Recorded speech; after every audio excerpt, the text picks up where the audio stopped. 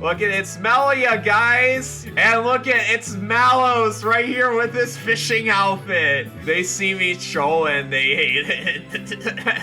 Woo! Lake! Lake time!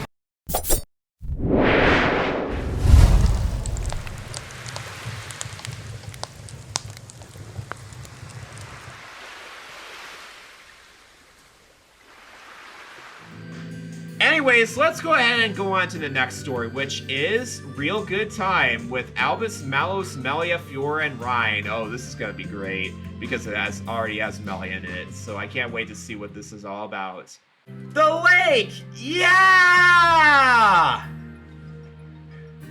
Yeah! Reyn time! Eat, sleep, Fortnite, repeat. Oh gosh, that's a great shirt. The lifeguard who's just a lifeguard?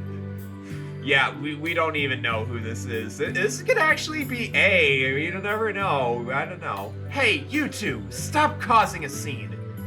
Woo! Lake! Lake time! Look at it's Melia, guys! Do you think we'll be asked to leave if they don't settle down? And look at it's Malos right here with this fishing outfit. They see me trolling, they hate it. That's a great freaking outfit, man. I love it. If they really cared about water safety, we would have been banned from these campgrounds years ago. Don't worry about it. Are you alright, Fiora? What is that sound there? Reyn? Are either of you drowning or not? I'm not saving them if you are. Okay, sorry, lifeguard. Then what are you even good for? Maybe Malos was just kicking back a few beers with no company, sitting in his little unfoldable Spider-Man themed chair meant for 9-year-olds and waiting for his fishing line to jump. Despite the long stretches with nothing going on and the fact he hasn't bought a bigger chair because the adult ones don't have Spider-Man on them, Malos loves fishing. He does it for hours whenever they go camping, and he's even started going out on weekends with Jin to a lake nearby Jin's house.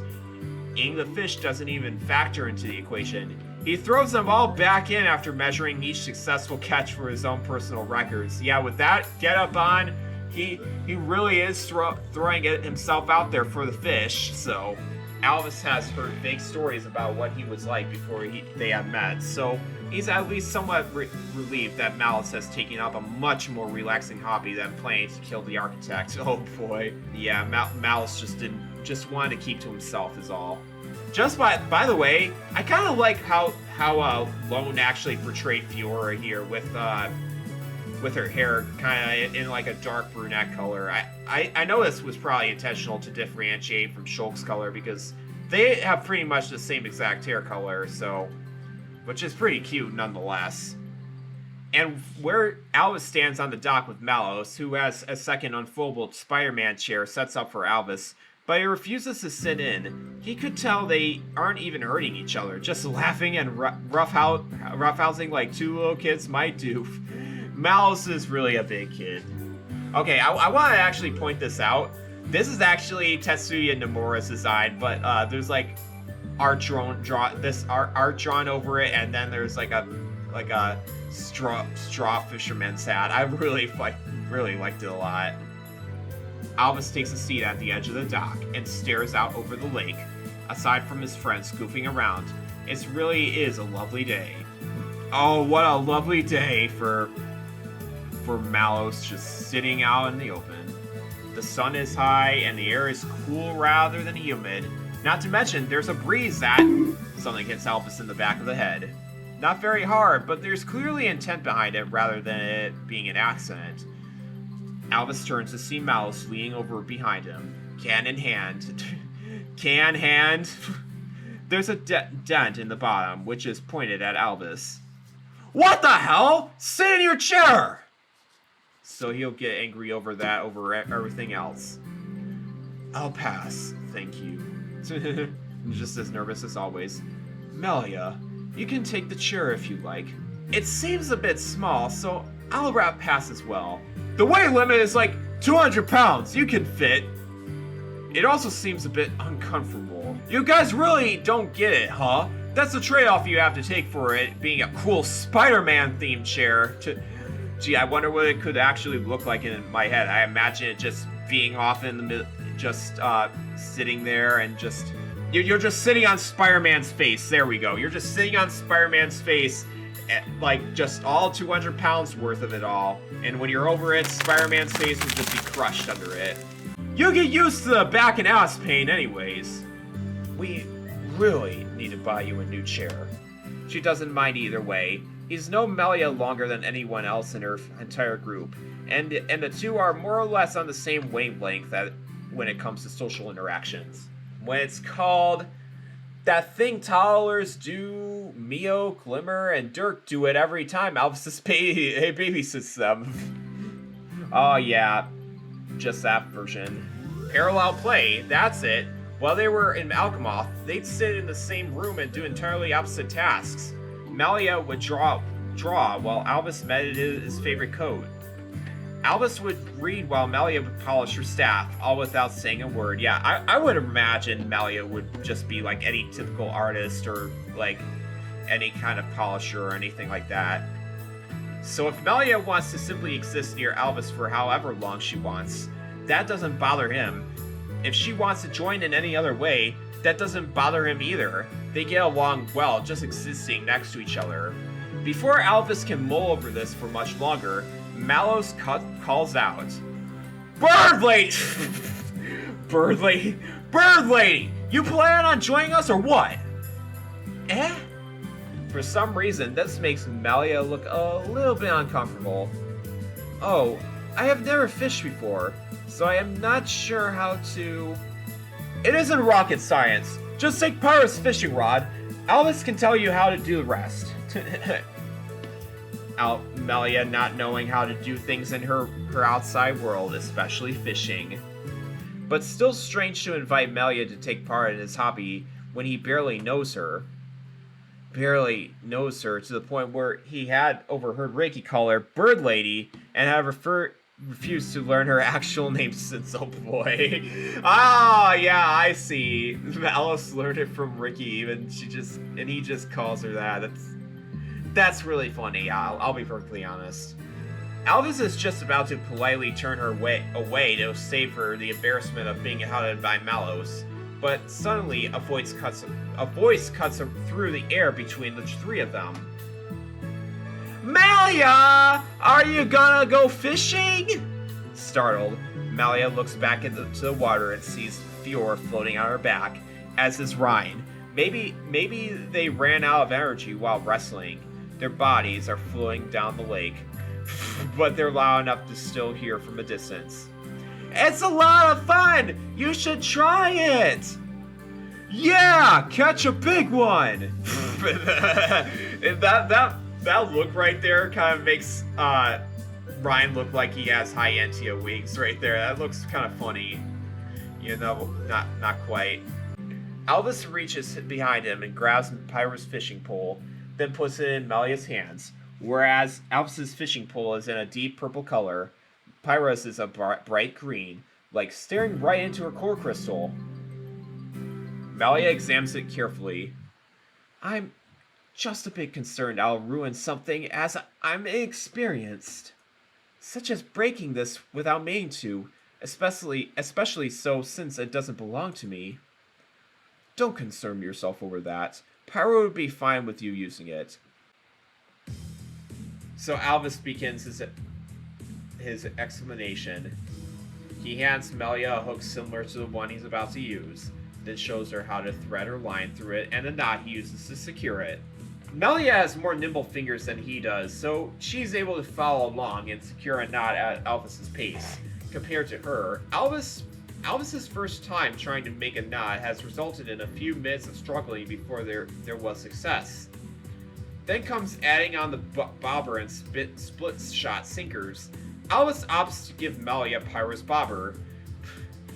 Oh man, I wonder what Pyro's bobber looks like in my eyes. Like, would it be? I would imagine it would be like Misty from Pokemon's Bobber, just like that, and she's about to just fish with it, which was the same make and color as his, but she had drawn a smiley face on it. Oh, okay. But she had drawn a smiley face on it with Sharpie one time, so the fish would be entertained. Of course, she drew it at the top, and the fish didn't see that part anyways. Yeah, true. And with all that out of the way, Alvis grabs the bait box and puts the worm directly into Melia's hand. She kind of seems like she wants to die. Oh man, because of the worm in her hand. Maybe this is what she was apprehensive about when it came to fishing. Considering she loves centipedes, maybe she's also a fan of worms and doesn't want to spear one through her hook. Yeah, Melia's just so caring to animals, man. Even little bugs. Alvis himself, however, just flicks his wrist half-assedly to get his line in. He's not really super interested in catching anything, though it would be nice. Upon noticing Melia's bobber in the water some distance away from them, Reyn lets out a cheer. Fiora waves her hands in her arms in celebration, but starts sinking under the water now that she's flailing about. Coughing and yelling ensues. Uh-oh. Alvis hears Malos chuckle under his breath from next to him. Well, this sort of got kind of awkward. You seem to be in a good mood today. Huh? Just an observation I have. I guess I am. In a good mood. What brought this onto you? I like fishing. Wait, gee, don't say with that hat on. It surely must be more than that. No, fishing rules. Do you think I had time for this kind of shit in my world? Chilling out all day and not having anything to worry about? That's a rhetorical question. By the way, of course I did it. Hell, I was kinda on the verge of death for the majority of my time here, and with my cracked core crystal and all. So the fact that I can spend a day doing absolutely nothing, that rules! I think that's a pretty damn good reason to be in a good mood. I can't really fault the kids over there for acting like idiots, since they probably feel the same way I do. Malos going all out Malos. Alvis has more or less gotten the basic summary of what has occurred in the other world from Pyra and Mithra. He had also received a direct extra basic summary from Malos, which was just almost died, tried to kill my dad, died for real, back now. True. Shulk and the others are better at recounting what had happened in an entertaining way, especially if done as a group. Reyn in particular does some pretty good sound effects to mimic the way Mechon move around. How would Reyn do that in general? Like, would Reyn just go like, creak, crank, creak, crank? No, okay, that's definitely not what Reyn would say, or just make sounds of. Alvis agrees that peace is good. It would be heartless to say otherwise, considering all the lives have been lost on either side to achieve it in both worlds. But while Malos is living it, or considering how peaceful and laid back his current hobby is, yeah, true, maybe it should be living it down instead of up. Alvis is more adrift. He completed what he had to do for Shulk's world, and everyone is happy, but without a goal to work towards, it's frustrating. It's like there's no point in doing anything. Honestly, he feels like he should just curl up somewhere and nap for a long time. Yeah, I would probably do that in this sort of situation too, so until he's needed again to stop whatever bad thing that might be happening in his absence. Maybe that's too pessimistic, so Alvis keeps these thoughts to himself. Peaceful is good, but maybe taking pride in not having to do anything feels strange. Alvis! Are you feeling okay? Yes. Why do you ask? It's just, you have quite a serious look on your face right now. Alvis tilts his head and brings a hand up to his cheek. He doesn't feel anything different, but maybe there were subtleties in his expression that only someone who wasn't him would be able to notice.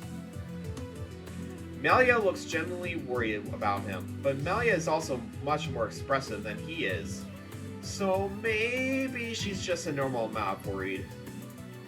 What? Are you spooked out by saying I was on the verge of death? My core crystal's all fixed now.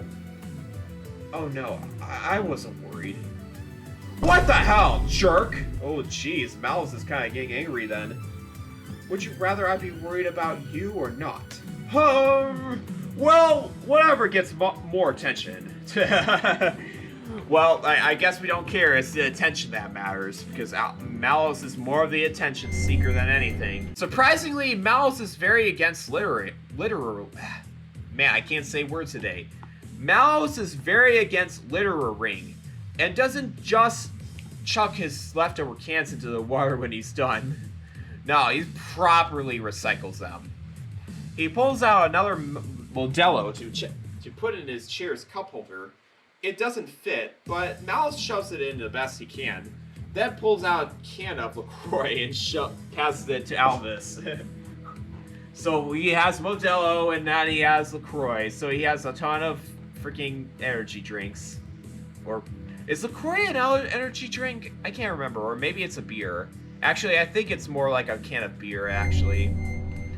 Malos doesn't care much for eating or drinking, but he actually despises the way LaCroix tastes. And Malos knows that. This must be intended for Melia's consumption. Oh, man. So Melia's a beer drinker, too? Oh. So Alvis leans over to her, give it to her. Melia takes it, though she doesn't seem to know what she's been given, judging by the way she turns the can to her hand. She isn't sheltered enough to... she isn't sheltered enough to have never seen a can in her life. But thinking on it, Alvis has really only seen her drink water. That's all the bird drinks, water. That would explain her insanely cute. That would explain her insanely clear skin. That would make sense, maybe. Melia cracks the can open, and just as Mouse cracks open his, she takes a sip. Oh my gosh, she will not like that taste. She doesn't like it. Oh, you know, I'll be honest, guys. I have never drank beer in my life. Well, actually, no. I have drank a little bit of beer during, like, a wedding reception, but I never really actually drank beer in my life, for the most part. So, and it's mainly because I'm just not much of a taster of that sort of just... And it's probably just because I'm not really into beer. I'm more of a wine drinker, actually, as a matter of fact. Even though I don't really drink as much wine, but I just kind of like the taste of it. So, just I can feel Melia right here, just having her taste the beer and just not really liking it all that much. So, yeah, I feel you right there. Hey everybody, post Luxker here. Unfortunately, I was not paying attention. I mistakenly thought that the LaCroix was a beer for some reason. It's actually a sparkling water, and I actually have a story myself, again, about sparkling water. And it's the fact that I actually did taste it one time when I was like, I don't know, I was like a little kid or something like that. Like, I just wanted to see what it tastes like compared to regular water, and yeah, I can still feel Melia there with how it tastes. Like, it's got like a really like pungent feeling taste. Well, not pungent, but like it's a mix of like a sour taste to like just a normal like taste in general. So I definitely can feel Melia there and just not liking it overall in general. So anyways, let's go back to the visual novel. But she proceeds to drink some of the can's contents before resting it on the floor next to her. Yeah, gone. A true princess, never ever, not even complaining about her drink is disgusting. Alvis would have chucked the can far enough to hit the lifeguard from before square in the head. Just piss off A, right? No, Alvis is here, so who would the lifeguard be, actually, if it's not A? It's pleasant, having days filled with nothing compared to fighting for our lives, that is. Exactly! Like, sure, was it a bit motivating to have a huge take place over hundreds of years planned to guide me through life? Yeah! Did vengeance feel kind of awesome? Yeah! Was it kind of fun to kill people sometimes? Yeah, truly, Malos would kill somebody over a can of beer just to get his revenge on someone taking his beer can. That last part. Alvis has realized that this is the first time Malos has ever brought any of this to Melia. Oh! As they, again, barely know each other. Great. Oh, man. That's rough. But honestly, that stuff really just wears you down after a while. And I've got my own baggage if I really took any joy in that in the first place. Or if it was my driver. Well, you know how it is. I really don't. I don't believe I know how it is at all. Point is, I think the ability to do nothing is great. I'm doing whatever the hell I want with my free time. Stuff I couldn't even dream of before. And that honestly fucking rules. I actually like living my own life. Well, good for you, buddy. Living with your trolling shirt. Don't gotta worry about dying or being killed, or taking any actions in a life, or death plan to kill my dad. Yeah. Oh my god, you did what? That's right. That's all in the past now anyways. All back there.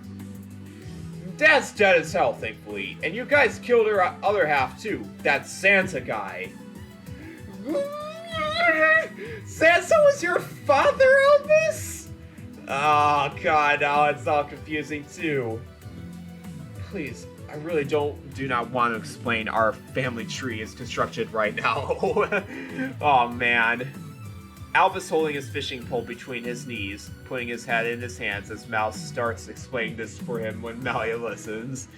Both confused, but also very interested in the details. No, I would say more so confused. Santa, or Klaus rather, would probably feel weirded out by the idea of the Trinity processor seeing him as a father figure too. Yeah, but just making it out like that. Actually, that kind of makes Alvis want to think of him as a father just to piss off Santa off from behind the grave. That, yeah, that's so true. Just that whole betrayal part. Just Alvis just being like, "Eat it, Santa." Malice's explanation is both long-winded and not nearly enough. There's so much going on that boiling it down is a Herculean task. By the time he's finished up, though, Melia has a surprisingly pleased look on her face. Ah, that's nice. That's really rather nice, isn't it? The four of you have each other now and are better off for it. Though the way the four of you are related does sound a bit far-fetched. This is why Alvis fucks with Melia. She just gets things like Alvis does. Yeah, true. They truly fuck with each other. Yeah, without Dad around, things are pretty good.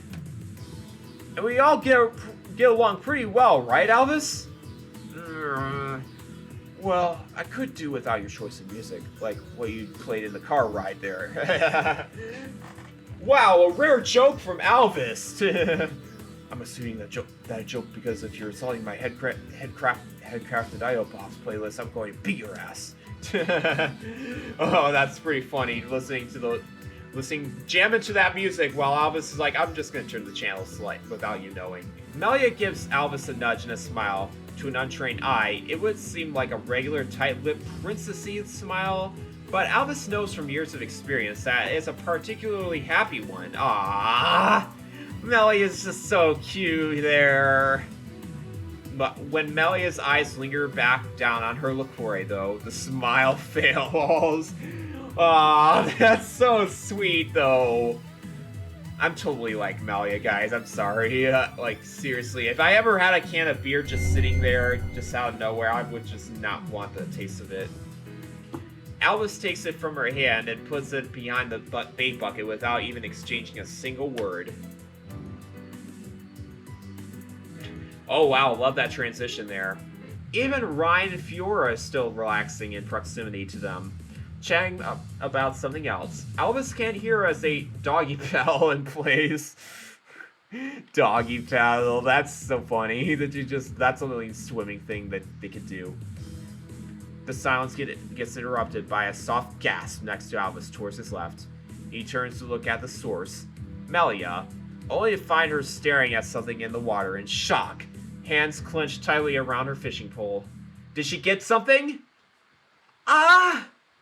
He follows her line with his with his eyes, and when it reaches the water's surface, he notices that her bobber is under the water, quite underwater. Even the top is partially submerged. She's caught something before he and Malos have. Yo, she caught a fish! This should be an exciting moment, especially for a newcomer to the activity, but Melia is glancing around in confusion. Like, this wasn't the point of her sitting here. Did she get it? Do I pull it out? Yank the pull up?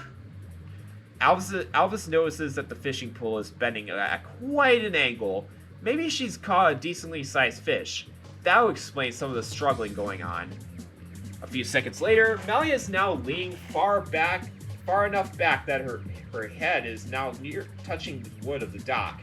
Even Malos has brought his full attention to this somehow eyebrow raised.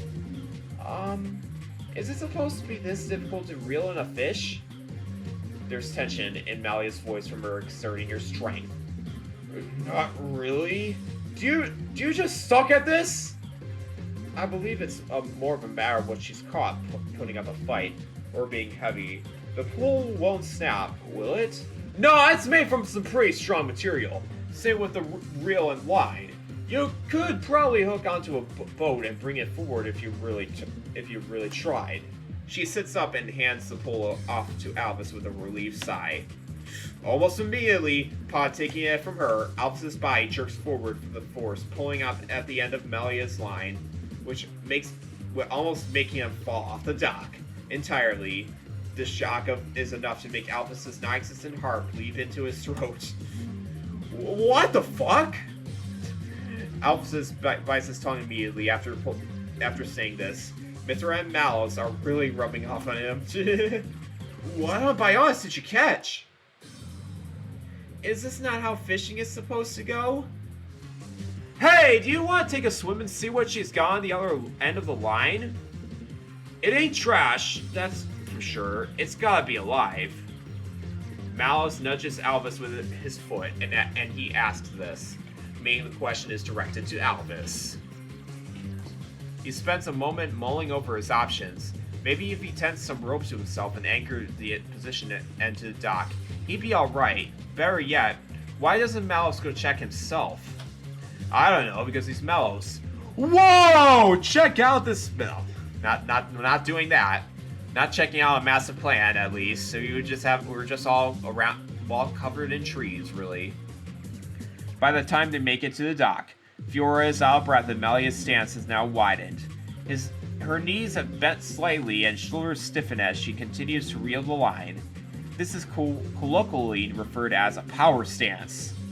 She's standing with power, superpower. Guys, there's something huge in the water right now. It brushed past my leg. Isn't what you're catching right now?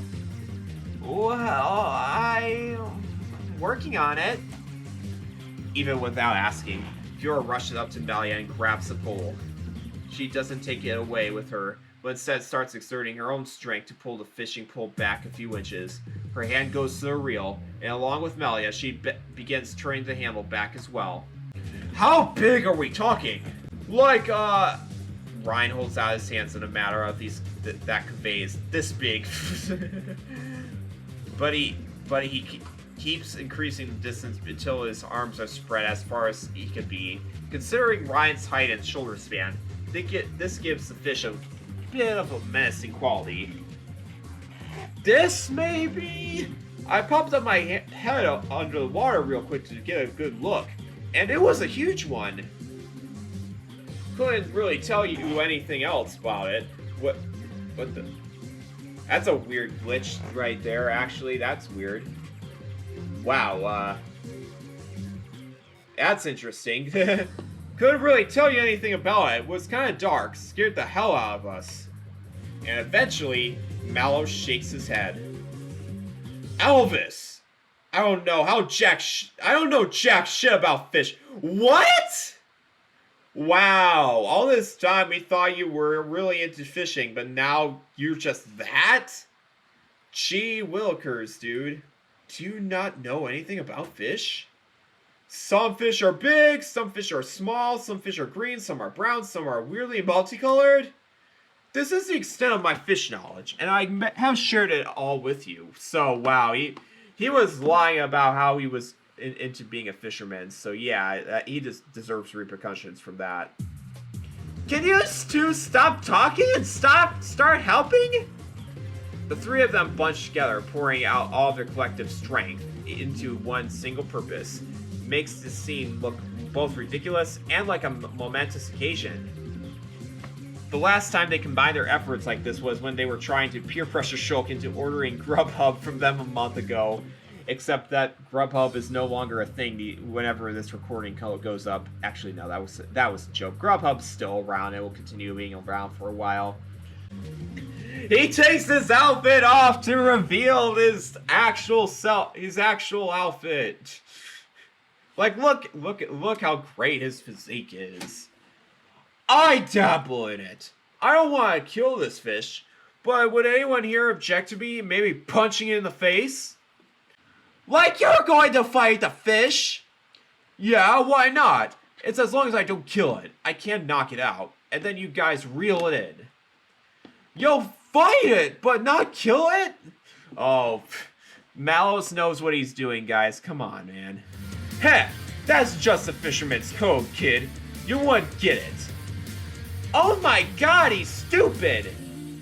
It's an action-packed anime. Malos rushes into the water to fight a fish, swimming toward it at an incredible speed. His precise, completely focused movement can only be comparable to a torpedo firing at its target. He's really gonna punch it in the face! Punch! No, actually, you know what? Malos is gonna falcon punch the fish in the face. There's a rumble under the water, one powerful enough to make the whole dock shake. Fiora lets out a surprise eek as the three holding the fishing pole are tugged forward even harder than before, nearly spilling out over the dock's edge. Oh, Jesus! Melia lowers her stance even more, her hand under Fiora's and Reyn's, furiously reeling that line closer. Jeez, this is insane! Well, this plan is working a little bit at least! Get this fish's ass, Malos! This was just supposed to be a relaxing session of fishing, but now it's become an entry on the top 10 anime fights video. Yeah, that's true. There's got anime music playing in the background. That makes a lot of sense. Alvis happens to lock eyes with Melia, who has a fire in her eyes that she doesn't seen in a long time. He can practically hear her blood pumping from here, the way she's flexing her arms alongside Fiora. The fish is close! Malos is really wearing it down! Put the rest of your strength into it, guys! Yeah! Do it, Malos! Finish that fish!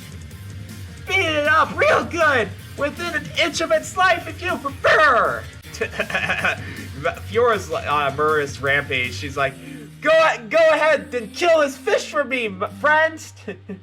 I like that. Melia suddenly lowers her body as much as possible. Then, with all her might, tugs the fishing pole back. Come on, Malos! Win! Yeah! Woo! Oh, jeez. All of them are going now. The three of them burst into cheers, yelling Malos' name over and over. They're still struggling with the fishing pole, but they're using all of the remaining energy to call out for Malos. It's pleasant, having days filled with nothing, compared to fighting for our lives, that is.